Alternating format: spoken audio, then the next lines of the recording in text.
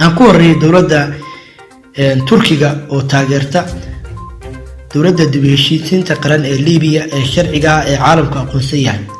Turkigu Liibiya waxa uu ka leeyahay 3 arrimood. tan koowaad waxa weeye dalka Liibiya waxa uu rabaa in dowlad sharci ah oo madani ah oo shacabka Liibiya ay soo doorteen oo danaha iyo rabitaanka Liibiya ka turjunta.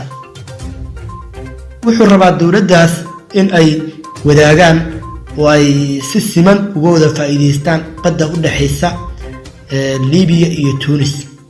baddaas oo aan ognahay taas oo ah badda Mediterranean-ka oo ay ka jiraan loolana caalami ah dowlado badan ay ku hardamayaan sida Greega, Qobrus, Turkiga, Faransiiska, Israa'iil. waxa uu rabaa Turkigu in ay si siman uga wada faa'iideystaan. wuxuuna aaminsan yahay Turkigu in baddaas ay wada leeyihiin Turkiga iyo Liibiya iyo Masar.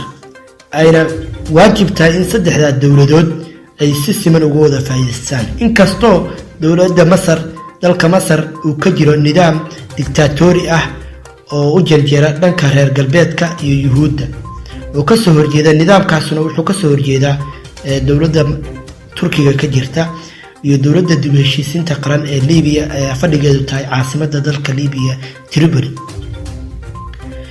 qodobka labaad danta labaad uu ka leeyahay Turkigu waxa weeye in uu ganacsiga uu geynayo qaaradda Afrika uu marin uga dhigo dalka Liibiya.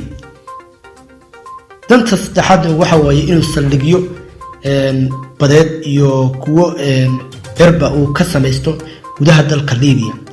saldhigyada uu rabo inuu ka samaysto waxa weeye magaalada Misrata, saldhigga badeed ee magaalada Misrata, magaalada la yiraahdo Sirta, saldhigga duureedkeeda ku yaal, iyo saldhigga kale oo u dhow Al-Jufra la yiraahdo, iyo saldhigga weyn ee Mareykanku sameeyay oo la yiraahdo Al-Witya oo dhawaan laga qabsaday Xiftar.